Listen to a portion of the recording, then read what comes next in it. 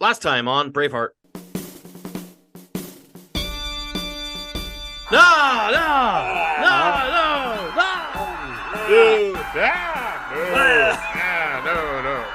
On the podcast, I am Mitch Workman. The fuck you say? I said my name is Mitch Workman, co-host of the Into the Multiverse of Entertainment podcast. A 3-time pub quiz champion. I've killed hundreds by the fire of my arse. I see a whole army of listeners here of defiance, of mediocre podcasts. You've come here to be entertained as listeners. What will you do without entertainment? Will you be entertained?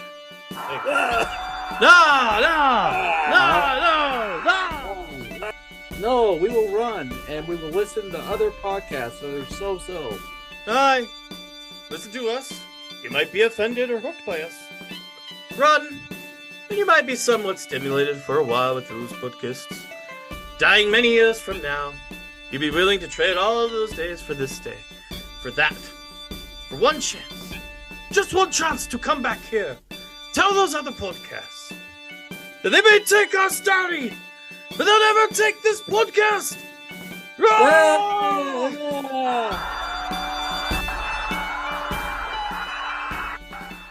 Armageddon is almost upon us. I got news for you. It's already here. Hello, travelers. You are about to enter in a multiverse all about TV shows and movies. Welcome yourself into the Multiverse of Entertainment podcast. It's where we discuss news stories, deep dive discussions on topics, and enjoy some nostalgic entertainment as well. Now, here are your explorers, Mitch Workman and Ricky Palmer. Wow, folks.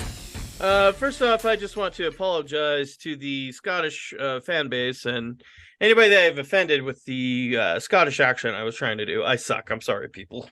No, I thought you did good. You got me riled up, and I don't like war, so you got me riled up.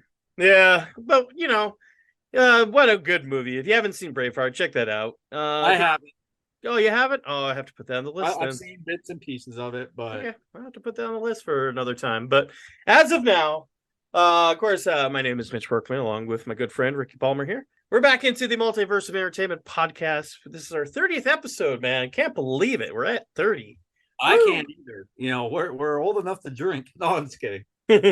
Now we've reached that 30 where it's all downhill from here. I thought that was 40. No. Yeah, we'll get there too. Yeah. First off, let's thank Captain Jack Aubrey from the HMS Surprise for letting us borrow his ship, entering the Multiverse of Entertainment. Of course, if you don't know where that ship is from, it's from the great movie Master and Commander, Far Side of the World. I don't know if you ever saw that, Ricky. I did. It was a good movie. I did not. I mean, I heard of it, and I know it's a Russell Crowe movie. Yes, with his gorgeous blonde locks. I got around to it. I think it was critically acclaimed, but I just never got around to it. Yeah, it was an Oscar-nominated movie, too. So, really good movie. If you haven't checked that out, look for it. I don't know where it is right now. You people have a Google it, okay? God, I can't do everything for you people. Jeez.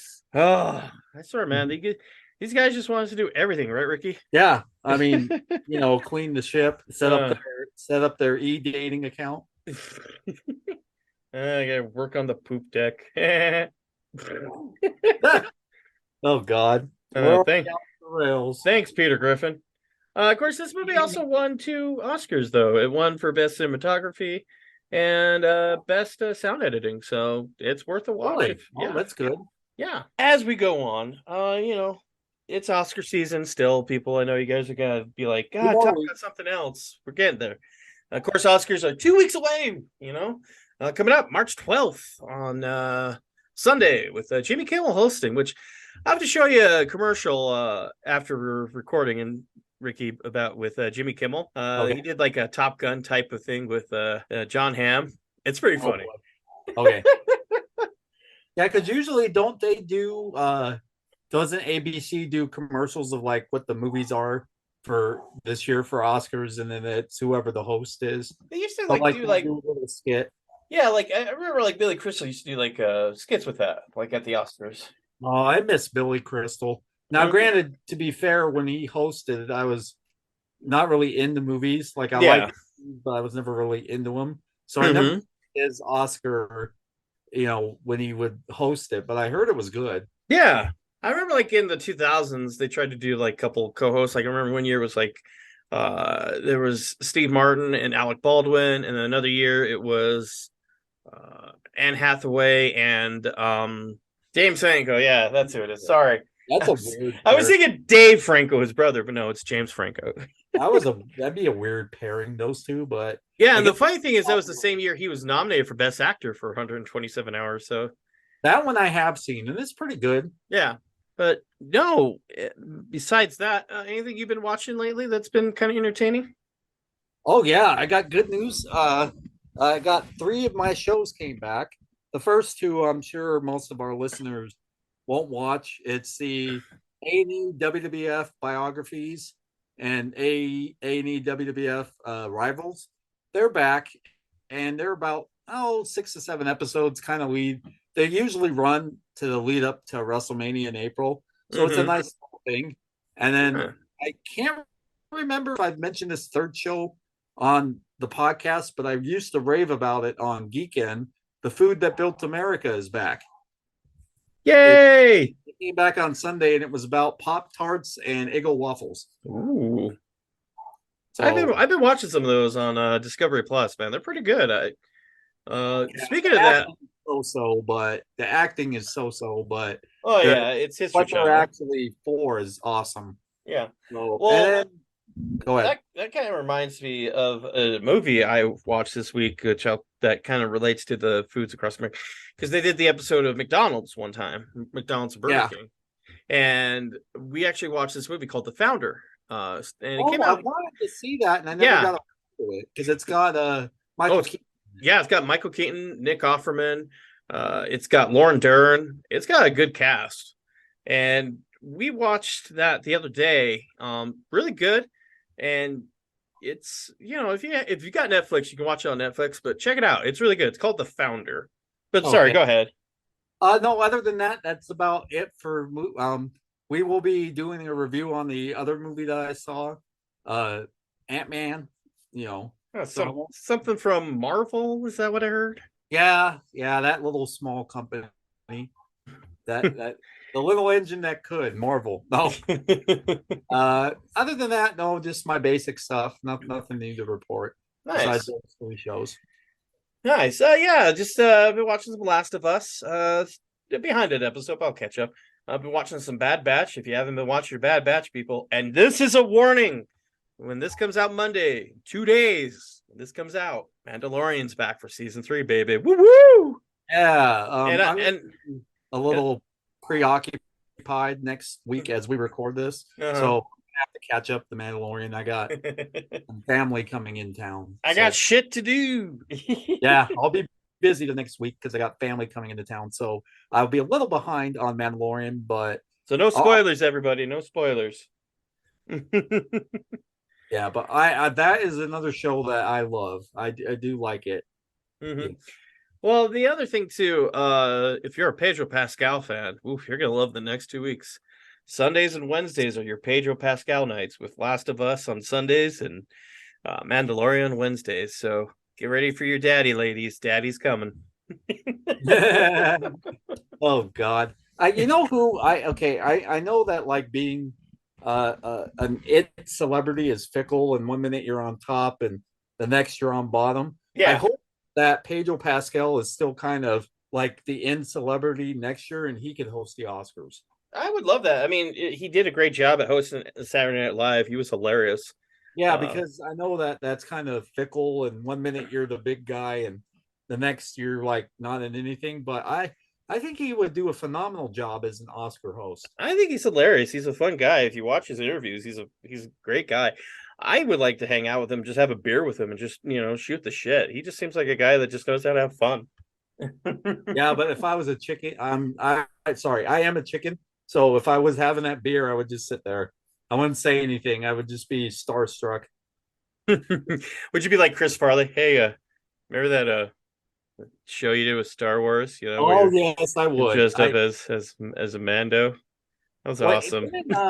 Sorry to go off the rails here, folks, but didn't Shatner didn't he do a bit on Saturday Night Live about that, where like the fans would hound him about Star Trek? That is a great And SNL he's skit. like, I have no clue what episode that was. It was great. No, so it goes like, you got like, I think it was like Dana Carvey, I'm gonna say maybe Kevin Nealon, maybe John Lovitz, if I remember. But it's like they're like, like at a Star Trek convention, and William Shatner's up at the podium. They're all asking him, like, in this episode, and the best line he says, "Look, get a life." Yeah, that's probably what Pedro would say to me. Is like, do you remember your first episode of Mandalorian? He'd be like, kid, get a life. Get a life. Okay, so you definitely need to get a life. Oh man. God. But no, that's about it. And plus, I watched some Ant-Man movie too. We'll talk about later.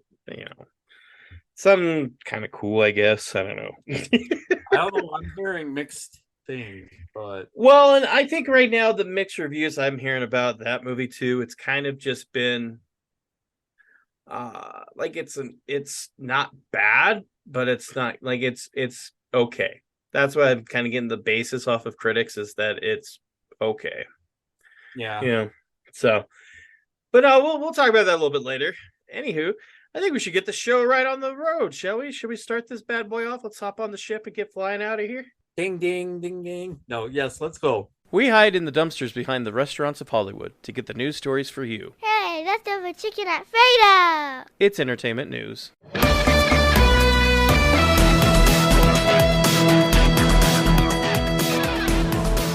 The good entertainment news. Of course, we got a couple of news stories before we kick off the rest of the stuff in the episode. Hope you all are excited.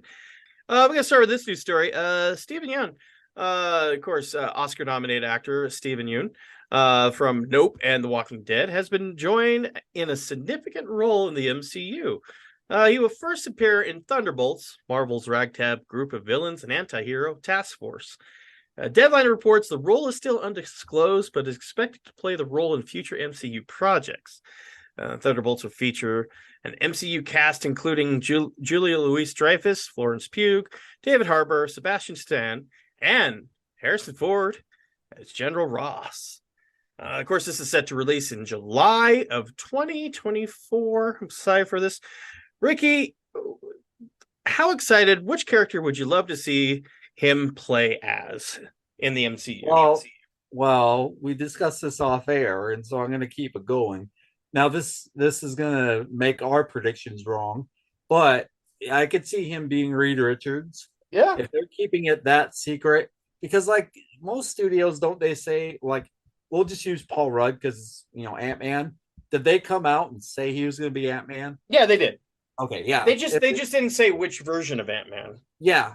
And so what I'm thinking is it's something big like Fantastic Four, or it could be something like he could be an X-Men character, and they just don't want to give it away yet. Oh, that'd be badass, man, if it's an X-Men character. I could see him be Cyclops. Just because, like I'll say here, folks, Cyclops, the least favorite X-Men character of mine. The damn Boy Scout of the goddamn Xavier School of the Gifted. Oh, so that would be me, the Boy Scout, the good guy. Yeah, but you're not that annoying as Scott Summers. Come on. No, I don't think I would be that annoying. I mean, he's a dick. Okay, I'm sorry. I'm just gonna say it. I don't have people like, fuck you, man. It's like, really? Is it? I just know him through the movies, and he was the goody two shoes. He was the yin to Wolverine's yang. Yeah, but Wolverine was the badass. I don't take shit from no one. And you damn Cyclops right. is more the nice guy, and I love Jean Grey and all this stuff. And yeah, I'm married to the hot girl you can't have. Meh. Well, didn't he have a brother that was kind of cooler? Yeah, Havoc. Yeah. Mm-hmm. The younger brother, and he's the older brother, so I know that feeling. Yeah, well, we'll see how it goes, but no, I'm excited for this, and we'll see what I would love to see it. Be like maybe Reed Richards be cool. I know people are gonna hate me for this, but Amadeus Chow, which people, if you've read the comics, you know who he is, and we might be a little too overstimulated with this form of character, but he's totally awesome Hulk. He's He what? actually He's a Hulk? he's Hulk. He basically found a way to, in the comics, he kind of transfers the spirit of Hulk, and he has it in a bracelet to where he can control it, and he just, like Whoa, that'd be cool. yeah, it would be fun. But I think we got too many Hulks right now. Yeah. She-Hulk, Hulk, and then you got my wife, the She-Hulk. No. Scorch. Well, that's the other thing. People are like wondering with Harrison Ford, are they going to have Red Hulk? Or, are they going to have, Betty with the ex-girlfriend be Red She-Hulk? I mean, Oh God. we might get overstimulated with Hulks down the road here, but we'll see. Callista, don't get me angry. I'm really not looking forward with him with that mustache, that William Hurt had, because Thunderbolt Ross has that mustache, and I just can't picture Harrison Ford with the mustache. I can't either. I can see the beard, but I can't see the mustache. One quick name to throw out. Could you see this gentleman as Magneto? I could see that. Yeah. Maybe. But we'll have to see. I guess we'll have to wait till next year. What's the news story you got for us, Ricky? What's a good one you got? Yeah, so the first news story I got is for our fans of the horror genre. There is a new movie that's going to be coming out it's called Bedlam. It's going to star a couple of good stars. Patricia Heaton, you might know her from Carol's Second Act, and Something About Raymond. And Corbin Bernsen, a name that I have not heard in a long time. Oh man, for Major League and Psych. Yeah, and it's the directorial debut of Angela Gulliner from the TV show Glow on Netflix. Nice. And the premise is it's about a fierce caregiving mother named Sadie, which will be the Patricia Heaton character, who is protecting her family from a monstrous presence that is trying to rip the family apart. Ooh. And it's a horror psychotic thriller. And it's a mother-daughter horror psychotic thriller. So buckle up, I guess. Sounds like generational trauma to me. Oh gosh. Well, we've already seen that last year, but no, I think it'll be okay. I mean, the horror genre is not my thing, but the actors they have in it seem pretty good, and I'm excited because it's her directorial debut, and usually those could be a make or break. So if she works on Glow, she should be okay. Yeah, I'd be excited to see how this goes. I mean, not bad for a cast, Patricia Heaton and of course Corbin Bernsen. I love Corbin Bernsen. I loved him Major League because he was like always trying to be like, I can't remember the name of his character, but he was always he was the dick. He thought he should have been the top paying star. Oh God, and he would like Dorn. Dorn, yes. Ron Dorn, or he had a Dorn. Dorn was his name. I remember that. Had a prick name. He wouldn't run the ball out. Like he would bunt, and then he would walk down the baseline. And you know who I loved in that movie was a coach in the first one. Yeah, throw that here. Yeah, that guy is hilarious. We need to recast that one. I mean, not every character, but maybe 4 of the ones like Charlie Sheen, the coach, and we might do that down the road when baseball starts up. Da-da-da-da-da-da. Willie Mays Hayes. Oh, that's a good one. Yeah, I think we'll do that down the road. We'll do a recast remake for some R&R. But no, yeah, the coach was always great. That's why I always picture like every sports coach should be like, goddamn bullshit. Attack in the middle of the season. Yeah. I picture that's like what Andy Reid sounds like. Like Andy Reid has the look of that coach. He just needs to have the voice of that coach, that. Oh yeah. I feel like he got put on the spot by Terry Bradshaw. I was like, dude, give him a time to breathe before you ask if he's coming back. But that's another podcast for a different time. Oh man. No, that should be a good one. I got another movie announcement, if that's cool. Sure, yeah. All right. Of course we all love Ryan Reynolds, What man does not have a man crush on Ryan Reynolds? He's funny, he's great. Yeah, okay. Mine would be either The Rock or Chris Evans, but no, I love Ryan Reynolds. Ryan Reynolds is set to star and produce in an upcoming comedy movie called Boy Band at Paramount. According to the Hollywood Reporter, Along with starring and producing duties, Reynolds is actually co-writing this project alongside Jesse Andrews, who wrote Me and Earl and the Dying Girl and Luca, with the story originating from Reynolds. As of right now, details of the film plot are being kept under wraps. Earlier reports described the film as a boy band reunion. Filmmaker, God. yeah. Oh God. Okay, this is what. Okay. So, filmmaker Sean Levy, who's also been involved in the film with the production capacity, will potentially direct the film. However, Hollywood Reporter did not note that Levy would be directing, determining his schedule. Right now, he's kind of busy with Ryan Reynolds right now. Of course, Levy and Reynolds are no strangers to working together. Of course, they worked together in 2021's Free Guy, 2022's The Atom Project, and then, of course, the upcoming MCU of Deadpool 3. Ricky, how excited would you be for this, to see a boy band reunion movie with Ryan Reynolds? Okay, so before you told me that plot, in my head, I said I would love it if it's middle-aged men trying to make a boy band. That's what it sounds like it's gonna be. So I'm on board for this. Because Ryan Reynolds is hilarious. And you know what I would like to, you know how sorry to sidetrack here for a second. You know how Adam Sandler has his buddies, Yeah, like a set of guys.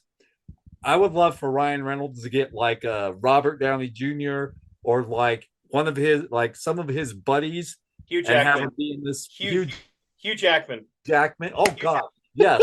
And I don't usually say this about a movie, but overact, be over the top. Just that's what I want this to be. Yeah, I'd be excited to check this out. Of course, there's no release date yet for this, but you know, they'll come. Yeah. They're a little bit busy with another movie called Deadpool 3, so calm your horses, people. Okay. And if I was Ryan Reynolds, I would try to pull every cameo string that I could. Oh, you get like guys from like 98 Degrees, Backstreet Boys, NSYNC. Yes. Shit, I would laugh if they get somebody from Menudo, like Ricky Martin, showing up. Oh my God. Do you remember? Did you and Sierra ever see that? It had Sandra Bullock and Magic Mike in it. The Lost City. Yeah, the Lost City, and Yeah. you know how Channing Tatum was like over the top with his character. Yeah, like somebody like that as a boy band. Yes, that is what I want, because that movie was hilarious. I say you could probably put Channing Tatum in it too. Oh yeah, as one of the dancers. Yeah. Oh God, this would be. We're writing this for you, but well, we got to think though, because you know you got to do the stereotypical. What you got the bad boy, you got the nice guy, you got the guy who, the young guy, the baby of the group. You know. Yeah. So you got to think of like And there isn't there 4 in a boy band? 4 or 5, and then you got like the older guy, the oldest of them all. You know. Yeah. I think that should be like Hugh Jackman. Yeah, or the producer, or as their manager. Yeah. You can have Hugh Jackman as the manager, like, hey, you guys need to get back together. Oh my God. I think Ryan Reynolds and you know what's gonna piss me off? Watch this movie happen. I'm like, Jesus Christ, they were listening to us. If this happens, we need to like start going to Hollywood and passing out our Yeah, I know. But oh man, that'd be exciting. Hey, you got one more news story before we head out of the entertainment news? Yeah, unfortunately. But I that sounds so pitiful. Yeah, unfortunately. Yeah. It's just I got some sad news yesterday, and I'm going to credit my friend Dan Brandenburg for sending me this link. The Goldbergs is done. Oh, we'll finish it out. It'll either be May 3rd or May 10th. I think they have it set for May 3rd. When I read the news story, May 3rd is the last episode. I think it's about time. I don't know if you've caught any of this season, but you could definitely tell that they're struggling without Murray. My opinion. Some of these plots seem rushed. It's like, how do you have a baby 1 minute and now it's like almost 3? Yeah. So, you know, and it's like it's like the main character is going nowhere, you know, and Wendy Oh, McCovey. Adam. Yeah. Yeah, and Wendy McCovey is awesome. She's still the hilarious mother, but it's just some of the plots are just like I don't know. So I think the two death males for this is Pops passing away. Yeah, with George Siegel. Yeah, George Siegel passing away, and then we're not going to get into this because we've talked about it before, but the Jeff Garland scandal. Mm-hmm. I think that those two things have hurt it, but it's had its good run. It's been 10 years. What do you think, Mitch? Yeah, I mean, I look at a comedy, when you go about like 10 seasons, like, wow, you're really, by the ninth or 10th season, you're really digging the bottom of the barrel for ideas. Yeah, and I think that's what it was like. I've watched every episode, and we've discussed this before, but like I like a season 5, season 6, you're still good, but I feel like you quote unquote jump the shark, and Yeah. by season 6 you're running out of ideas, you're running out of Yeah, plot. you can only go so far. I think like this is the same I look at it, like with The Office, like it went like 9 seasons, and right after Steve Carell left, it was like, yeah, you got to wrap this up. I mean, Steve Carell was kind of the heart of the show. So Yeah, and I'm not saying like Murray was the heart of the show because he was in it, but he also was like I'm going to use an example of another ABC sitcom, Family Matters, when they switched the mom. So like Deborah Jo Payton yeah, was Carl's wife for years, and then when it moved to CBS for those last 2 seasons, and they switched the mom, it just didn't have the same effect. Like the rest of the cast was the same, but even losing one cast member like Harriet, it just seems different. The show yeah, seems. yeah. I get your feeling with that, but I mean, still, 10 years is a pretty good run for a show. I mean, don't get me wrong, they've had over 200 episodes, so those royalty checks are going to keep coming in for these people. So Yeah, I don't think they'll be hurting. yeah, but no, it's in a way it's sad, but in another way, it's kind of glad to see. We gotta get new shows now. We'll see what the ABC brings to the table. So Yeah. join us now for our reviews of movies that are playing in theaters or streaming on a certain platform for your entertainment. Ant-Man and the Wasp in Quantumania. Yeah. Yeah. Marvel brings us into phase 5 of their branch into the multiverse saga with Ant-Man and the Wasp Quantumania. With the name like Quantumania, I feel like it should be like, welcome to Quantumania! Mania. Sunday. See Scott Lang versus Kang the Conqueror. That's exactly what. No. But no, basically this movie takes place after the Battle of Earth. Scott Lang, of course, played by Paul Rudd, has become a successful author and has been living happily with his girlfriend, Hope Van Dyne, played by Evangeline Lilly. Scott's now teenage daughter, Cassie, played by Catherine Newton, has become a political activist, resulting in her spending some time in jail. As Cassie spends some time with Hank Pym, of course, played by Michael Douglas, learning more about the quantum realm, Cassie has created a device to contact the realm. Janet, played by the lovely Michelle Pfeiffer. Damn, she still looks good at her age. Yeah, I was just about to say that. Hank's wife, having been to the quantum world, tells Cassie the effects to reach the realm has consequences. Before it's too late, they all get sucked into the quantum realm. They also learned of a ruler there that has history with Janet when she was in the realm. Of course, this ruler is Kang the Conqueror, played by Jonathan Majors, who you will get to know a lot more in the coming years. Yeah. I would say right off the bat, it's not the best Marvel movie, but it's not the worst. And it's really good. I think some of the other characters were great. With Bill Murray playing a guy that Janet had a history with. That was funny. He was funny. And I also loved like the whole the people of the Revolution.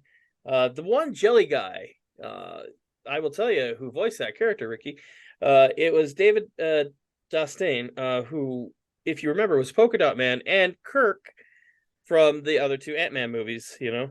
Oh yeah, I know who that kid is. Yeah. But no, great cast. I think the action's really good. The thing there's one character, I'll just say it because they've got posters out now. MODOK. Yeah. I love MODOK. I've always been a fan of that character in the comics and the shows. Patton Oswalt's my favorite version of MODOK that was on Hulu for a season. This one, they did a different twist of who MODOK is. Yeah. And MODOK is like he was a killing machine, but in the end, yeah, he's kind of a push around guy. He gets pushed around, told what to do. But I just remember in the theaters, I don't know about you, Ricky, but every time MODOK came on, people were just laughing like they were like, what the hell is this? Yeah. Not ours really wasn't laughing at him, Mm-hmm. but it was kind of that same like, okay, who is this? Like Yeah. So first thing right off the bat. So as we record like last week when I seen it, I made the mistake of watching the local news and a lady gave her review of it and said that this is a Janet Van Dyne movie and not really an Ant-Man movie. So when I walked in, so I already was preconceived to that, which I wish I didn't, because I could see where she was coming from. Yeah. The local reviewer. I liked it. I enjoyed it. I take your sentiments that it is not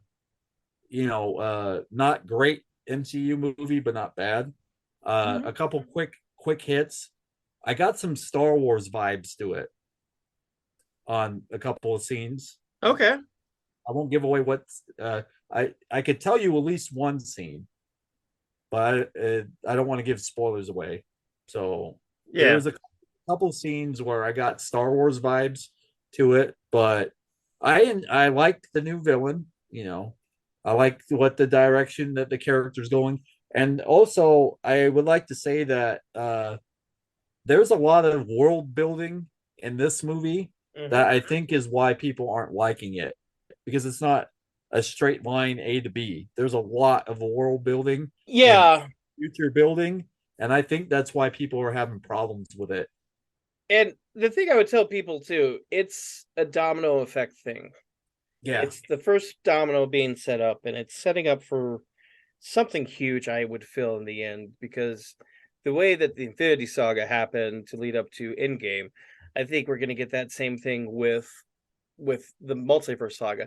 I think the only problem is that's kind of hurt is I feel like they're kind of rushing it too.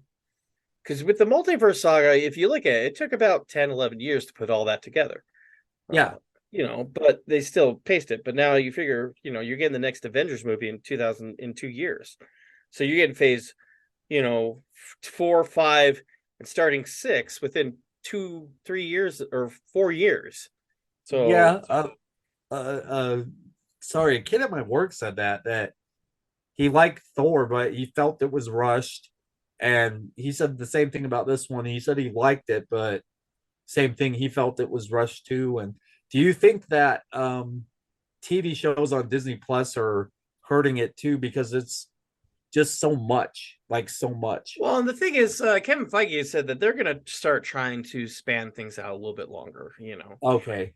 I think it's a good thing. I think, in a way, if you look at with 2023 for the movies, we had February Ant-Man, May was Guardians, and then July was going to be Marvels, but the Marvels got pushed back to November. So I think that's good pacing, space it out, let people ingest what they saw and come back to another story later. And they're doing that with the shows too. Right now, they only have the one slated for this year is Secret Invasion, which they still have no premiere date, but I'm going to say probably sometime either like a month before Guardians or maybe a month after Guardians. Okay. You also got Loki season 2 and What If. And I think that's good. Just pace it out. Just, because I feel like if you look at 2021 to now, it's like almost so much to take. It's just like people just don't have the time, Well, and I talked to the kid at work and I said that one thing that I think hurt us was the gremlin, because the movies were spread out. They used to be just two, Two or but three, yeah. but because of the Gremlin, we had to like Marvel had to rush all this stuff. Well, especially like if you look at 2021, it was almost Yeah. like every month there was a Marvel thing. Like you had WandaVision, then you had Falcon Winter Soldier, then you had Loki, then you had Black Widow, then What If, Yeah, and then I and think then that also Eternals, and then or no, then sorry, you had What If, and then you had Shang-Chi, then you had the Eternals, then you had Hawkeye. So you almost had a Marvel product almost within a 6-week span of each other. yeah, and even the most I mean I even the most diehard fan is gotta have a hard time keeping up with all that. Yeah. So I think I'm kind of glad that Feige said that they're going to be spacing this out. So it's like it's a good thing, less is more. Yeah, that's how I've always thought with it, and that's what I liked about um the first Infinity Saga, because it took us a while to get to Thanos. It wasn't Mhm. like he was right out of the gate. It was the And world build. it was like small pieces too, where there's a Thanos here, there's Thanos here, like small little snippets, Yes, and so, but yeah, I'm at like a 3 or 3.5 for Ant-Man. Yeah, Not I full, think but you know, I think I'm a 3.5. It's really good. I would tell people go check it out. The reason to go check it out is two people: Michelle Pfeiffer and it's Jonathan Majors as Kang. Because stay through the credit, there's two post-credit scenes, and there's one that there's a certain character that if he's terrified of Kang, something's not right about yeah. Kang. Yeah, both those scenes were good, and I'm happy that it wasn't a throwaway, because you know how with Marvel they have one good scene and then one like throwaway because it's like a comic scene, Mm-hmm. and both of these were not throwaways.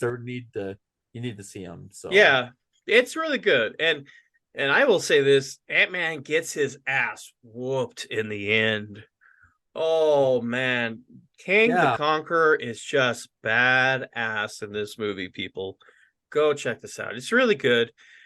It's worth a watch, and enjoy. It's got good laughs still. It's funny. It's heartwarming. And the thing I like too, if you could tell, Michael Douglas's Hank Pym is more laid back now.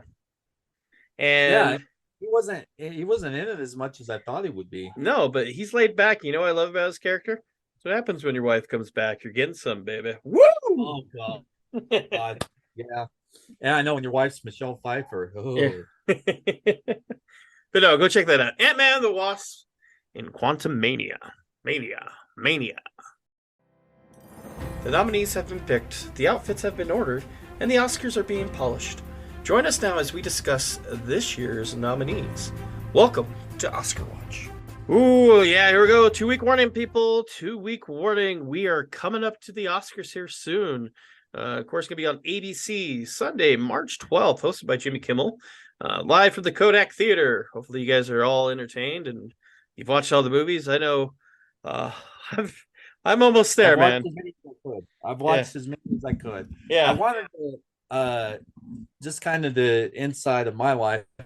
I've been checking every day for either The Whale or Senor Spielbergo's movie to be free. Yeah. I check like every day, and but no, I'll get around to the both of those. More specifically, the Senor Spielbergo one. I'm not really The Whale. I wanted just to watch it just so I have another movie to talk about, but I'll get around to Senor Spielbergo's. Okay. Yeah, we will. You'll get there. I promise. You should check it out too. Of course, we got 2 movies lined up this week to talk about. Ricky, what's the first one you want to talk about with Oscar Watch? For my Oscar Watch, and I'm a little sad that it was only nominated for one thing, but I have Puss in Boots with Antonio Banderas, Selma Hayek, Florence Pugh, just to name a few. Both of us, Mitch and myself, gave it rave reviews a few months back here on the show. It's only up for one Oscar, Best Animated Film, which spoiler alert, I think it's going to win. Like, if you look at the list of what's up for this year. It's by far, visually by far, it's the best of the five. Contra, my friend. I think I might have a debate with you on that, but go on. Yeah, so but overall it's the story about Puss in Boots, and he has one last wish. And and the characters that they used in this, Little Jack Horner, Goldilocks and Three Bears, and what do they call that, safety dog or helper dog or whatever that was. Therapy dog. Therapy dog, thank you. The therapy dog was hilarious. So I enjoyed. Don't forget the ethical bug. The ethical bug. Oh yeah, with the parody of Jiminy Cricket, but it sounds like Jimmy Stewart. Yes, and that was hilarious. So if you haven't checked this out, I'm highly recommending it. And I'm surprised it's not up for best visuals, because visually that movie is stunning and awesome. Yeah, well, it's kind of hard when they look at animation. Just kind of like it's an animated movie. The thing is, I don't know if I'd make that my pick. Of course, it's up against Guillermo del Toro's Pinocchio, Marcel the Shell with Shoes On, The Sea Beast, and Turning Red. I kind of liked Pinocchio a little bit better than Puss in Boots, really? But I still like Puss in Boots. It's still really good. But Pinocchio is just very beautiful, and I'm a fan of stop motion or claymation animation. I'm always a fan of those, like the Larka movies, like Kubo and the Two Strings, or Paranorman, or even Coraline. I love the stop motion animation. And this one was it's Guillermo, and it's haunting, but it's like really visually beautiful and great. But no, I really did like Puss in Boots. I think people should still check that out. You can actually rent that now. It's available on Blu-ray the next day when this comes out. So go to the store tomorrow and grab your copy. Nice. My pick we're going to talk about, and this is one I'm going to say right off the bat, I have not seen yet, but I am going to. I want to. It's just life hits, okay? Yeah. I'm going to talk about the All Quiet on the Western Front. Of course, this is based on the 1929 book of the same name. This epic anti-war film tells a story about a young German soldier, terrifying experience and distress on the Western Front during World War I. Nominated for 9 Oscars, including Best Picture, Best International Film, and Best Adapted Screenplay, and Best Cinematography. You can actually check this out on Netflix if you have it right now. If you can get over that, I think if you watch the trailer, the cinematography looks beautiful. It makes you really feel it's a war-centric movie. And I really want to check this out. I think it looks really beautiful. I like a good war movie. I like if it tells me a good story. Yeah, I'm the same with that. I'm not a blood and gore person, but I do make a little exception if it's war movies like Saving Private Ryan or 1917 that we discussed a couple episodes back. But I did not know it was anti-war. I thought it was just about World War One. Well, what's great about this too is they had the British Academy Awards, which is basically Britain's version of the Oscars. Yeah, and it was nominated for 15 awards there. Holy cow! Yeah, and it won 7 of them, including Best Film and Best Director and Best Adapted Screenplay. So, for the Oscars here, I think it will win Best International Film. I know the other one I can really say that will probably contest with it is Argentina 1985, because that won at the Golden Globes as well. So, yeah, for Best International Movie.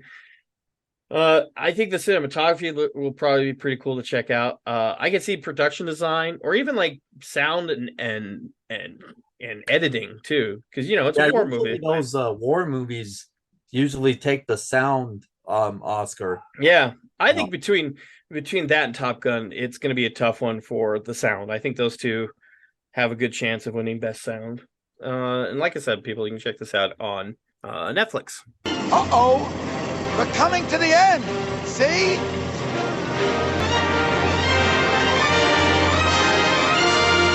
This is a big ending.